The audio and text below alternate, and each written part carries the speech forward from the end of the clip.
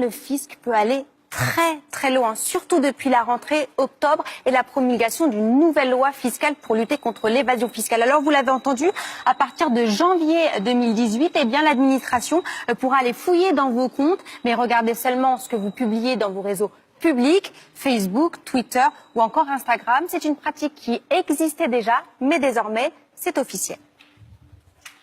Ne soyons pas parano, mais ne soyons pas naïfs. L'administration fiscale, quand elle diligente un contrôle fiscal, forcément, elle regarde un petit peu ce qu'elle peut trouver sur les bases de données publiques. Moi, je fais du contrôle fiscal et souvent, l'administration fiscale a énormément d'informations sur un contribuable. Les personnes qui ne déclarent rien et qui partent en vacances toute l'année en prenant des photos et en les postant sur Facebook, elles ont tout intérêt à arrêter de le faire. Pourquoi? Parce que l'ensemble de ces données de réseaux sociaux, ils vont alimenter un très grand réseau d'informations géré par l'intelligence artificielle. C'est clair, il y a un an, si le fisc en avait après vous, il allait appeler votre banque, par exemple, et lui demander plus de détails, vos relevés bancaires, par exemple.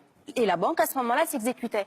À partir de maintenant, ces transmissions sont automatiques. Le fisc ne demande plus rien. La banque, chaque mois, envoie tous vos relevés bancaires directement au fisc. C'est pareil pour toutes les organisations sociales. La CAF, le RSA, le Pôle emploi envoient directement. Et regardez, à partir de 2019, les plateformes Internet seront également concernées. Vous avez loué votre appartement sur Airbnb ce week-end ou encore vendu votre téléviseur sur Le Bon Coin ou loué votre véhicule à un particulier. Eh bien, jusqu'à présent, l'ensemble de ces sites vous envoyaient un document pour que vous puissiez déclarer cet argent. Eh bien, désormais, ils enverront ça directement au fisc. Un fisc très bien informé. Et surtout maintenant, bien équipée, une police fiscale vient d'être inventée. Elle siégera directement dans le ministère de l'économie. Elle pourra vous mettre sous écoute, diligenter une filature, utiliser la géolocalisation pour savoir où vous vous trouvez et même demander des perquisitions.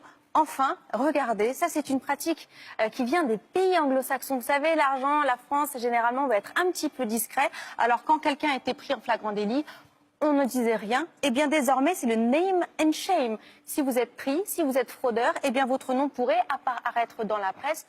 Objectif, dissuader les autres de faire comme vous.